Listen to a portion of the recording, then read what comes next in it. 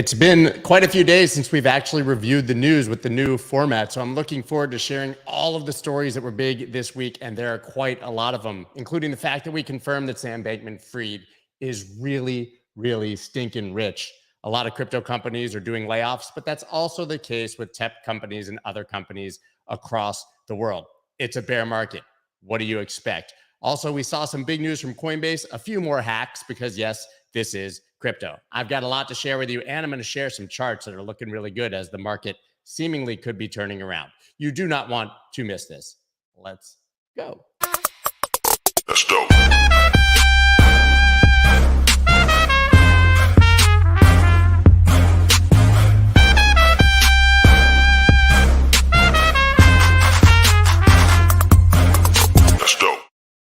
What is up, everybody? I'm Scott Melker, also known as the Wolf of All Streets. Before we get started, please subscribe to the channel and take your water gun that's called the Liquidator and liquidate the like button. Yeah, I told you guys a long time ago about the Liquidator. I found it by the pool and I brought it inside so that we could do some liquidating. The Liquidator, liquidate that like button, but in the process, do not get liquidated on any of your favorite leverage exchanges where you're probably not trading because you respect and love all your money. What's up, guys? Seems we got a lot of the classic wolf pack up in the house. We got Dez. Good morning, Christian. Good morning, Tyson.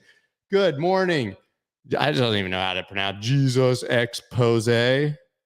Always here. What up? What up, Brian? What's up, Cook Tech? What's up, Jeffrey? What's up, Ian, and Ian? MB, Texas, West, Capital, Pirate. We got a lot of you guys. Abed, Simon, Gregory, going through it. All right. Dragon, Architect Jeff, David Hover. Hey, Dave, what's up, buddy? Hey, I know you. Good guy right there. Good guy, that David Hoverman. Hey, so that's it. I can't. Oh, and of course, Randy, what's up, man? Yeah. Jeff, what's up? Oh, it's Jesus Christ pose. Your Jesus Christ pose. Anyways, we got a lot to get through today, and I do want to share a few charts because a few things look like they could be popping off. I don't know. Usually, if we share charts, it means that the market dumps over the weekend and it's all over and we're dead and we're finished. But let's go ahead and start into the news. Look at that cherub angel, Sam Bankman-Fried, the much discussed Sam Bankman-Fried. Some love him, some seem to hate him. He seemed to catch the ire of the crypto community because, I don't know, he has the audacity to be pragmatic and work with regulators. I don't know, man. The arguments about DeFi, we talked about it at length yesterday if you missed that conversation. But here you go. Divisions in Sam Bankman-Fried's crypto empire blur on his trading titan Alameda's balance sheet. Well, no shit. Everybody knows that Alameda and FTX are in bed together because the guy is the CEO of both of them. But what was so shocking to people here is that Alameda had 14.6 billion in assets, meaning that they're really big and really rich, really big and really rich. But I guess what was blurring the lines that shocked people, was that of those 14.6 billion in assets, 3.6 billion was FTT or FTX token, right? And then they had a 2.6 billion entry for FTT collateral. And then they have another 292 million of still locked FTX token. Of course, he was very early on Solana, has almost $1 billion in Solana, actually over 292 million in unlocked, 863 million in locked Solana. If you guys don't know how it works, when you invest in something and it has a long vesting schedule, the tokens unlock on a schedule. Also a ton of other assets.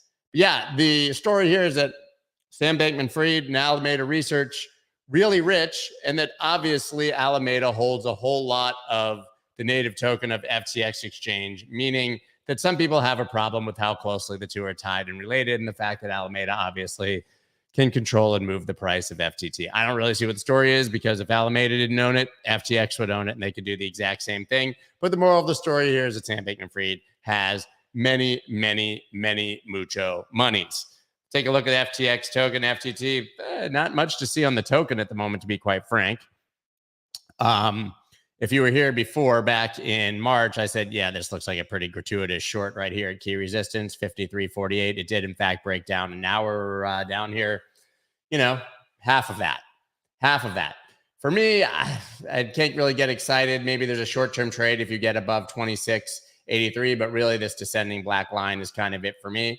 But a break of that 26 should at least send it up to 32, right? And then if the market gets really bullish, we'll see some volume come in and things will go higher. The next story, crypto layoffs, Dapper Labs, BitMEX, Coinbase, Galaxy Digital among firms to forced to make mass job cuts. Reading is hard. Reading is fundamental. I messed that up. As a bear market sweeps the crypto industry, CoinDesk is keeping a running list of industry players that have been forced to cut back on staff. And holy shit, it's a lot of them. Look at this. Look at all the scrolling I'm going to need to do here. Dapper Labs, BitMEX, Digital Currency Group, Galaxy Digital, NYDIG, GSR, Crypto.com, Wazir X, Stakefish. Nobody's ever heard of Stakefish. That's not real. They should have just called it Surf and Turf, but they spelled steak without the E, so it's True Layer, just Snap, Web3 team. I mean, guys, I think we know it's bad. Obviously, CoinFlex, Core Scientific, Robinhood, who apparently we're counting as a crypto company now, Bybit, Coinbase, the list goes on and on and on. List goes on and on. Listen, I think we all know it's a bear market and shit's kind of bad, right? So we're not seeing anything here that's unexpected. And the longer it goes, the more people are going to have to go ahead and save their money. But it's not just crypto. Now, this isn't because the bear market. This is just because, holy shit, Elon Musk is having a field day over at Twitter. But yeah, I'm sure you've seen this. He's laying off like 50% of the staff. 50%, 3,700 Twitter employees. I told you the other day, it was like Office Space. Walking around, hey, what do you do here, bro? Excuse me, 20-year-old intern. My name is Elon Musk. I'm probably not intimidating at all. What exactly is your job here? Go get me some coffee and don't let the door hit your ass on the way out. So he's basically just firing everybody, coming in like Oprah. You get a pink slip and you get a pink slip and you get a pink slip and just firing everyone, causing mad havoc. He's going to charge us $8 and hopefully kill the bots in the process. But it's also not just Twitter. Let's take a look at the Twitter chart first. Listen, he bought the company for this price, right? Which was the highs for, since some point in 2021. Should expect at least that the stock, this on the daily chart, will come trade up at $54.57 around there. But right now, nothing really doing on the chart. But payments processor Stripe cutting over 1,000 jobs. That's 14% of its staff. It's a lot of Stripers, right? Amazon pauses corporate hiring on economic uncertainty. What? Even through the pandemic, if you remember, Amazon was on a mad hiring spree, which makes sense because, I don't know, they were still open while there was COVID and because everybody was having everything delivered to their door by Amazon Prime, right? If you didn't already have a Prime account before COVID, you got your Prime on when COVID hit because you couldn't go to the grocery store because they told you literally couldn't go to the grocery store. Had them sweet groceries delivered to your door, all your weird accoutrement that you need in your life, your sex toys, all that shit right to your door overnight, right? So it's a bit concerning maybe that Amazon has paused their hiring, especially when you take it oh my God, that's what the chart looks like. I'm buying Amazon today. I am. I'm going to do it. I said I was going to do it the other day. I got too busy, and now I'm going to be even more richer, I think is a technical English word for it. I'll be more richer as a result of Amazon continuing down. This is the weekly chart. It's brutal, but stocks opened up today. Amazon getting absolutely slaughtered, but like $90 Amazon, I can't. As like a 10 to 15, 20, 30-year investor, I mean, where is Amazon going? Fucking nowhere. Everybody uses it. Nobody replacing them. For me, it keeps going down. I'm going to just wait. Maybe it'll come down to 81. That would be sweet. I'm going to go bid that the minute that we get off of here. Philbo Swanee saying, don't do it. What do you hate? Money and fun? And you probably don't even like puppies or ice cream. Whatever, man. Oh, bro, that's an ugly chart. That's a falling knife. I'm not going to buy that quite yet. I'm going to bid $82 and see what happens. And by the way, I dollar cost average into Amazon and still up. Lyft to lay off 683 employees in cost-cutting push. That's a lot, right? What is that doing to Lyft stock? Well, this is the weekly chart on Lyft. Ooh, that's right there. That's right there. They need a lift. This is an ugly weekly candle actually forming right here as a clear rejection of that key resistance around 1456. So that one I would not be buying personally. Lyft. I don't know shit about their company anyways. I mean, Intel also cutting jobs. Apple paused hiring. It's slaughterhouse out there, and it ain't just crypto. So don't be fooled by the crypto's bad, everything else is great narrative. The whole world is on fire, and I would actually argue, who cares if crypto companies are firing people? There's still funds being raised. There's still funds being deployed. And the coins are still kind of fine for the last 4 months, which to me is somewhat encouraging. Now, here's a story that'll rock your world. Coinbase chief product officer steps down. Time to get off the ride. Time to get off the ride. Surjit Chatterjee, we all know about, came from Google just a couple years ago, like less than 3 years ago. And now, like, listen, it's controversial. He doesn't want to be at Coinbase anymore. Wow, man, he must be sacrificing a lot. Must be sacrificing a lot to get off the ride. No, he's not. Guess how much his package is worth as he's exiting? It's right there. $646 million in compensation. And he just gets to bounce. Just gets to leave. 640. It's like, I'm going to work here for like 2.5, 3 years. And then I can just walk away with $647 million. Would you ever stay at any job? You could literally tell me that I was going to be, I don't know, that like I would be, the next, that I could go road manage the next Biggie and Tupac tour with Bob Marley as the opener and be like, or I'll give you $646 million not to do that. I'd take the $646 million. It's absurd. It's absurd, but good for him, man. I ain't mad at Surjit. He's going to enjoy living on his little island and kicking back. But yeah, man, a lot of companies, Coinbase slowing their hiring, firing people, and this dude's walking away with $700 million. Seems like there's a little bit of a miscommunication there. Maybe they blew that one. $646 million. I can't get over it. How do you become almost a billionaire? Like, that's way more than any professional athlete has ever made anywhere for a job. This guy didn't found Coinbase.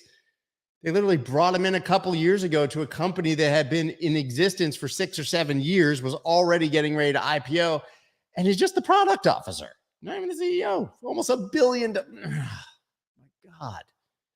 This guy is basically like LeBron James times 10, but for Coinbase. Insane. This story is sad and really freaking weird. Did you guys see this? MakerDAO co-founder Nikolai Mushegian, I butchered his name, dies at 29 in Puerto Rico. First of all, what an epic career for a 29-year-old. Created Balancer, was the architect behind DAI, a number of other things, BitShares, you can see here. Yeah, he was found dead. The story is that he died due to drowning after being dragged by sea currents on Condado Beach in San Juan. A lot of people die at that beach, one of the most dangerous places in the world, with at least 8 people dying there in 2021. Now, a lot of people had very nice things to say about how brilliant he was, about how he was fundamental to the development of crypto. But this is where the story gets super weird. I don't know if you saw this, and I'm not into conspiracy theories, but my God, this is his last tweet. The day that he died. Before. CEI and Mossad and Pedo Elite are running some kind of sex trafficking, entrapment, blackmail ring out of Puerto Rico and Caribbean islands. They are going to frame me with a laptop planted by my ex-girlfriend who was a spy. They will torture me to death. Whoa. Okay, and he'd also been hinting at this for months and had said that one of the things was that the CIA would kill him and make it look like a suicide. What a story. What a story. Now, I'm not saying this is true, but holy shit, he literally tweeted this and then died. Maybe he was suicidal and, it was whatever. But like, my God, what a crazy story. I have no idea what this means or if it's true. All we know is that it's super sad that he is dead, but he tweeted that on that day.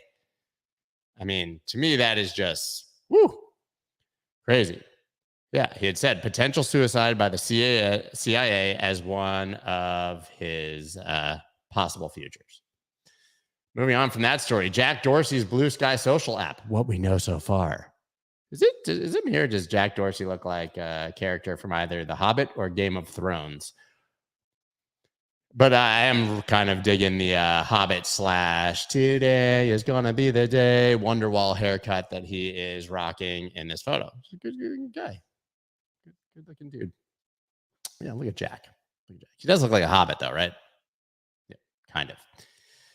But yeah, he's launching this Bluesky social app. It's now accepted users for beta testing, set to launch soon. Now, this set, when he went to found this, first of all, it's like a direct competitor with Twitter, which is kind of weird. Like, dude, you just left, bro.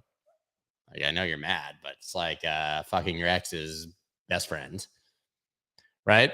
But it's going to rival Twitter, Meta, Snapchat. It's going to be all the social medias in one, and it's going to be more decentralized. But yeah, everyone was super pumped in the crypto space because, you know, Jack is I was going to say a cryptoer, but he's really a Bitcoiner. But there's no blockchain involvement here. He said it's blockchain agnostic. You could use blockchain shit around it. But no, will not sit on top of a blockchain. And their CEO, Jay Graber, said, I'm confident in our decision to not put social media content on a blockchain. They actually made the argument it would be a bit less decentralized because it would be locked onto the blockchain, right? So they're basically creating something that's very similar to a decentralized blockchain by sort of doing it like email, where it's hosted on servers all over the place as opposed to one central server. This is through their AT protocol. But what they had to say here, it's a federated network. It's a way for servers to communicate with each other like email. Instead of one site running the network, you can have many sites. It means you get a choice of provider, and individuals and businesses can self-host if they want. Basically, the bottom line here is that you will own all of your own data. That is cool. Nobody will be able to monetize it. You'll have control. It'll be more decentralized. Here's how they described it. The development team described the app as a protocol for large-scale distributed social applications. It will allow for account portability, algorithmic choice, interoperability, and performance. So one of the huge things here, which is something that's being built all around crypto as well. My friend Justin Rezvani at Zion is building something very similar with digital identities, DIDs. We're basically using a blockchain. You create an identity. It's like a private key in a wallet, and then you can use that to sign into every social everywhere without compromising your security or your data. Same thing being built in unstoppable domains. Well, now it's happening without a blockchain here. So basically, you'll be able to sign up for this platform and then use that login for every other social media platform on the planet. Pretty cool. We'll see what happens. Now, listen, a lot of like news. Oh, and if you want to read the blog post about it, you can do it right here. But a lot of news around institutions that's going wildly underreported in this bull market, but this is huge, and bear market. Fidelity to open commission-free crypto trading to retail investors. What? Right? Listen, we've obviously seen a massive trend from E-Trade, Schwab, platforms like that for stock trading of getting rid of commissions. Now, listen, when you're not paying commissions or fees, you're probably the product, right? And we saw that very clearly with Robinhood when the GameStop thing went down. But either way, you're going to be able to trade with no commissions on Bitcoin and Ethereum starting. And you're also going to have access to their custodial and trading services from Fidelity Digital Assets. And you only have to have $1 in your account to do it. $1 in your account to do it. So listen, if you don't like the price that you pay to buy Bitcoin on Coinbase, nobody does. It's horrible. Like round trip on Coinbase will cost you 1%, right? Be able to do it free on Fidelity with safe custody through their custodian, which I would probably trust because I'm assuming it will be insured. Yeah, pretty good. Yeah, they'll have to eat you alive on the bid-ask spread, right? Just how Voyager had no fees, but you paid, I don't know, like $50 more for every order. Yeah, Jeff said the same thing. No commissions. But I think that actually is going to be a bit different this time. Christopher Walker, I missed the BNB entry this morning. Should I chase it? We'll talk about that in a few minutes. I'll take a look at that chart. We got to do news, bro. Got news going on. So Fidelity, obviously, this is huge. Fidelity's been leading the charge for institutional adoption and for the mainstream as well for a very, very long time. They're miners. They've been in the game. They've been writing reports. They've offered crypto services. Well, this is a natural extension of everything they've done, but making it really attractive for retail.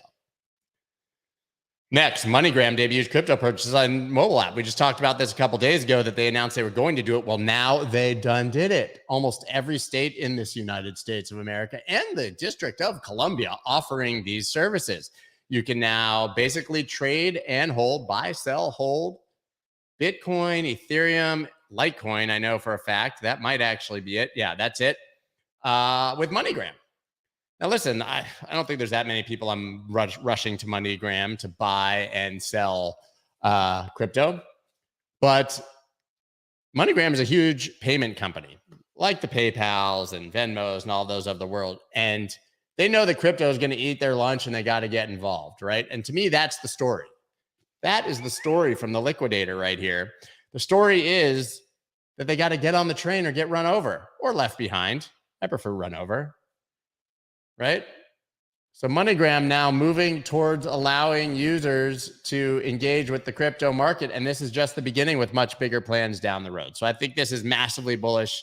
These kind of stories 3 years ago would have moved the Bitcoin market like 10% in an hour. And now it does nothing, which to me is a sign of market maturity and that things are looking up for our industry.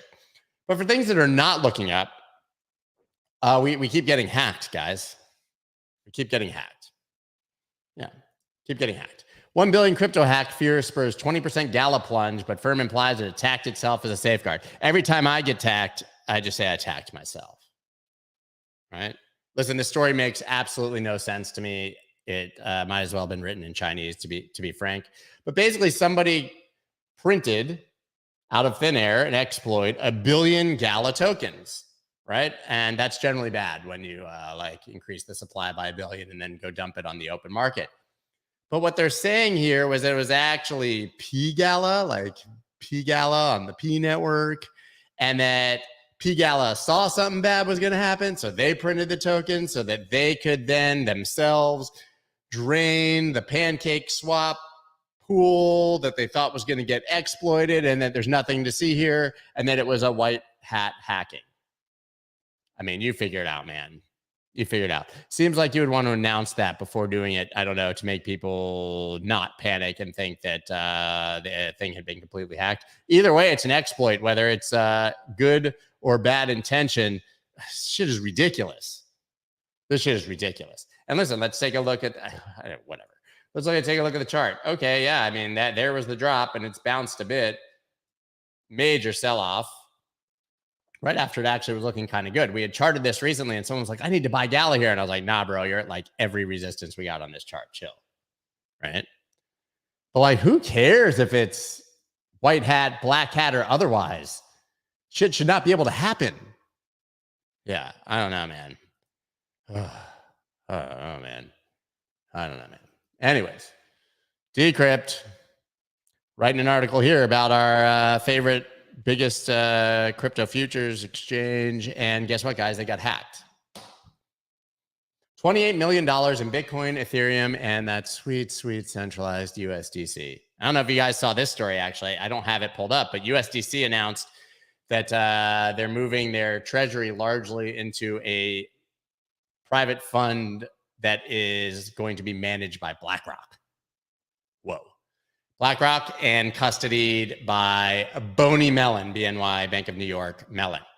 So, I mean, nothing says, rage against the machine and opting out of legacy systems like custodying your assets with BlackRock and Boney Mellon.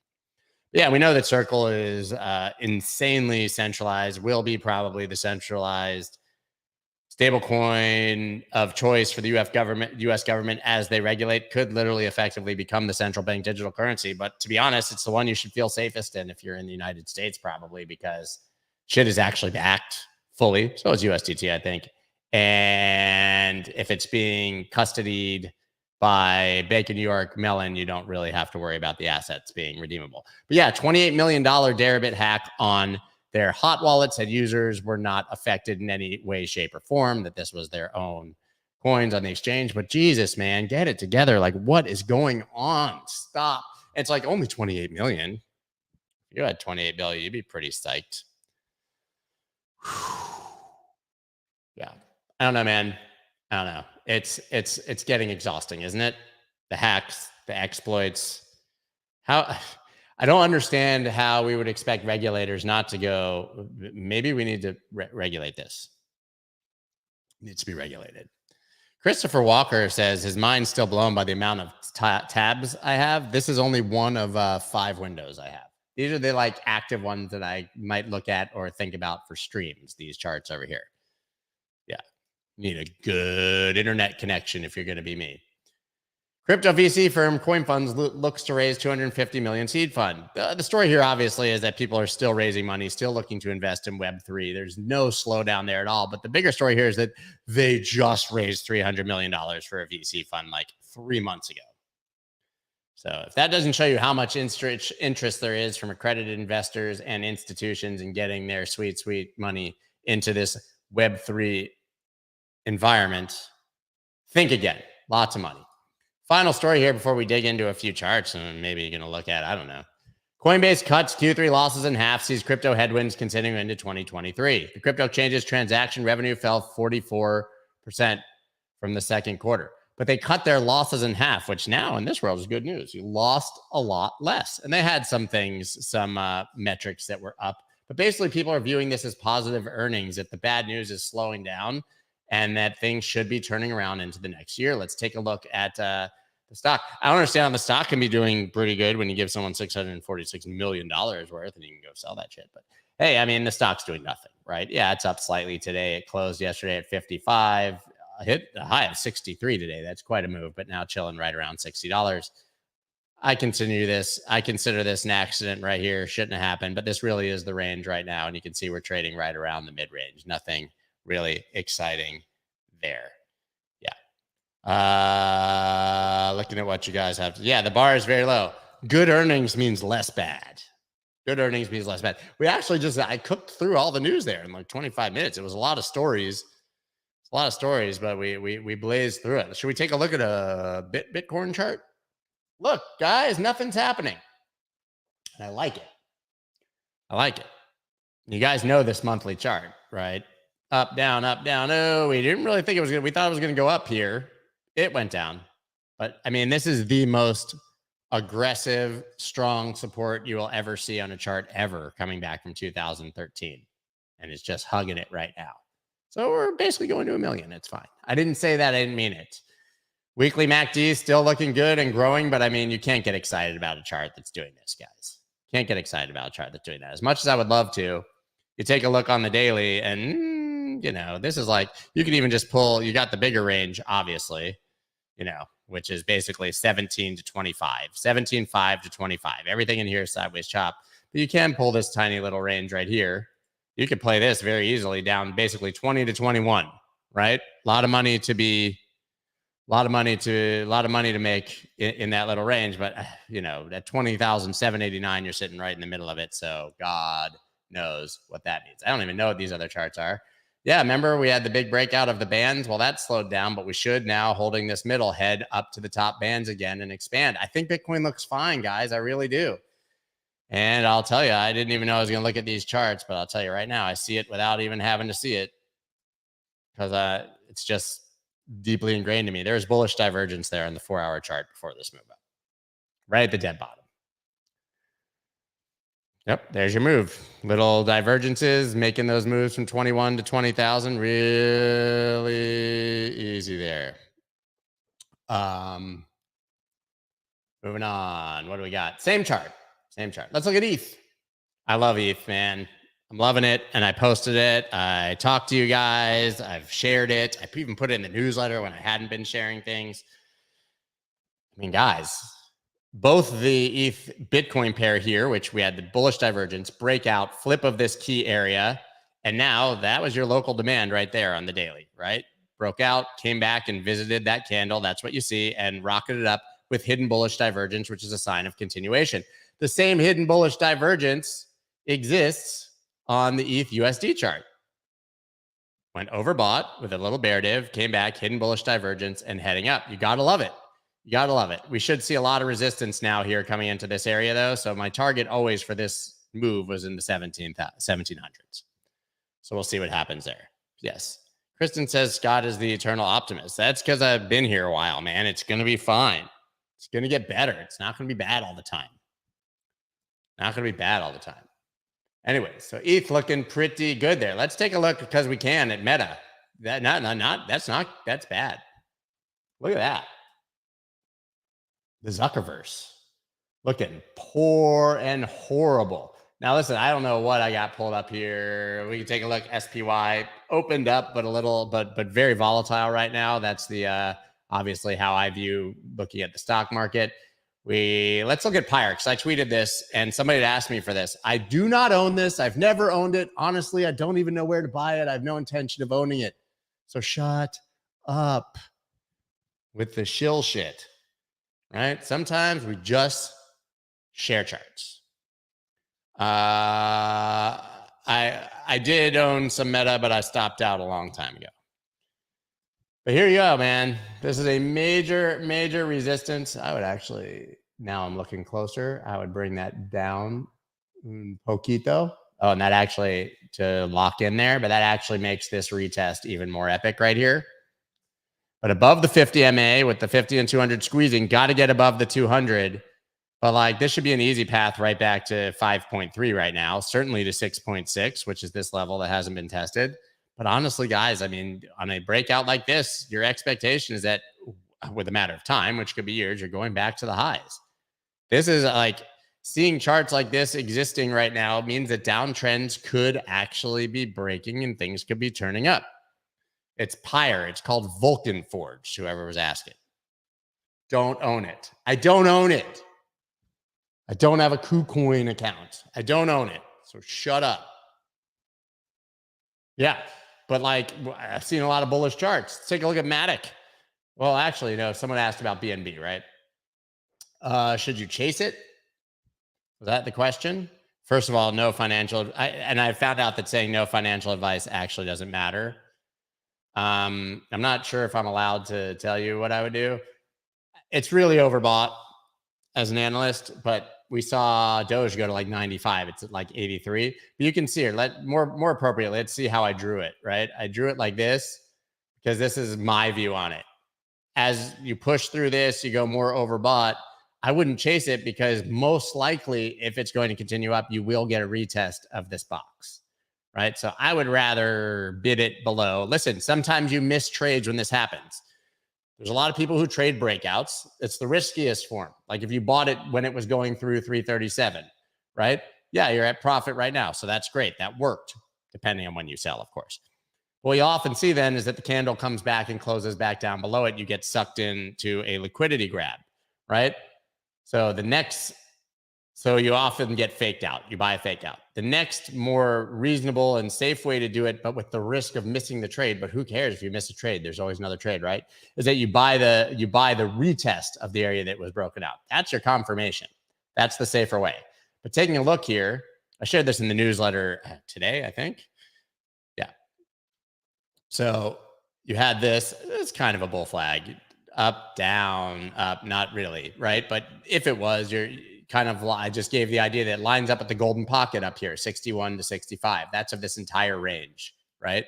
From the range highs all the way down to the breakdown of that range below that was swept. That lines up with the idea that you would consider this sort of a big flagpole, a breakout, and to the upside. Maybe it gets stifled around 450. Either way, BNB has a lot to run here, but you might risk buying it here and seeing it drop way back down to like the 320s, 330s before it heads back up. My approach would be to just chill, put bids around this red box and wait. Yeah. There you go. Matic, same idea, right? Now, massively overbought, 76, not nearly as overbought as that BNB was, right? But we had the inverse head and shoulders that I'd shared before, right? Kind of disregarded it after a while, didn't think about it, but we had this kind of idea, right? So with the depth of that pattern, your target of that is 1.4. That hadn't changed. It just, when you have a target of a pattern, first of all, they rarely hit their exact target, let's be honest. But that doesn't mean it's going straight there. You knew we were going to get resistance at a buck. Like a buck has been massively problematic, and it was the key support here and here. So $1, 1.01 is what we want to see Matic closing above, not breaking above slightly, right? Not a tiny little close, like a real close. But I would take the same approach. I would venture to think that it's likely it will come back to test $1. It might not. It might do it way over here. You might come all the way up here and then do it and then go. But it's very hard to buy this at 115 when it's overbought and is already broken out. Yeah. Right? It's just, you might miss it. You might miss it. But if we get a real like altcoin run right here, you'll find something else. Yeah. So if you bought the breakout, you're up 15%. But the question is, are you actually going to sell it now up 15%? What are you going to do? What's your plan? How are you going to manage it? Right. So hard to know. But yeah, bottom line is that we're seeing a lot of coins break through key resistance. BNB, very key resistance. That red box all the way back to this entire year. Right. Key. Matic. Right. I mean, you can mint Polygon NFTs on Instagram now. There's a reason. And then listen, DOT hasn't done anything, but I'm watching it, man. I'm watching it like a hawk. I've got my eyes on it. Right? Because this looks like Pyre before Pyre became Pyre, right? I've got an alarm. You can see that little icon right there. It means I have an alarm on this daily chart for a break of that blue line. Then I'll start paying attention. We can add some more resistance here, by the way. Like the first move probably gets stifled, $8, something like that. And then we could even argue that this line is more appropriate here, but somewhere in the 10. But guys, I mean, these are like, we've been in this bear market since 2021, right? I mean, this is November 21. Remember, we had October and then everything was great. This has been a sustained downtrend since then. And if you like diagonals, these diagonals indicate that downtrend is breaking, right? Now, if you're more conservative, you might say this is a high, low, lower high, lower low, lower high, lower low, lower high, lower low, lower high, lower low, right here, meaning that you have to break above 974. That would be the last lower high for confirmation. So you still got to go up 50% just for confirmation that the bear market is breaking, but that resistance right now is definitely the first move. Can you do XRP? I have an XRP chart somewhere on my other tab. Let me bring it up. Yeah, XRP, listen, this is a weekly chart, but not different than last time we looked at it, which was a week ago. I know it's hard to see it going up and whatever, but I think you got to clear 54 cents for you to actually not be chopping sideways. This right now, it doesn't look bad, right? I mean, it looks like kind of a little bull flag bull pennant, right? Your flagpole right here. So you're targeting somewhere up in here. But you either want to buy the retest of the support or the flip of resistance to support. Buying it right in the middle for me is not something that I would like to do. Yeah. Fibbo Swanee says XRP is on my who gives a shit tab. That is more accurate than I would like to admit. More accurate than I would like to admit. So guys, that's it. It's Wednesday. It's Friday. Friday means end of the week. We'll be back on Monday. Will we be back on Monday? Actually, no, I'm off on Monday. I'm going to see Adam Sandler Sunday night. Do some funny shit, tell jokes, and then I'm not going to be back in time on Monday. So I'll see you guys back on Tuesday. Now, listen, if this continues, it's going to be time to start sharing charts and doing charts and sharing trades and making money again. Lost a whole lot of audience and followers when I started to become a golfing influencer account and stopped talking about trades and charts. But I'm not going to do that when the market's bad. But it's starting to look a little bit up. Interesting to see Bitcoin trading sideways and us actually getting some bullishness on altcoins. Pretty encouraging. Pretty encouraging. Anywho, guys, that is, let me get rid of this banner. My free newsletter. I mean, do you guys even read? Do you guys know how to read? Do you read? If you read, it's right there. It's free. It's free. It's been real, guys. I enjoyed it. I hope you enjoyed it. Now you know all the news and we didn't have to talk about it every single day. Right? So Tuesday, we'll be back trading Tuesday. I don't know who our guest is next week. Let me see if I've got that here. What month is it? What day is it? Where are we? Where are we? I don't know. We don't have it yet. No, maybe we do. I don't know. We'll see. Next Tuesday is election day too. There's going to be an election. United States has a huge erection on Tuesday, by guys. That's dope.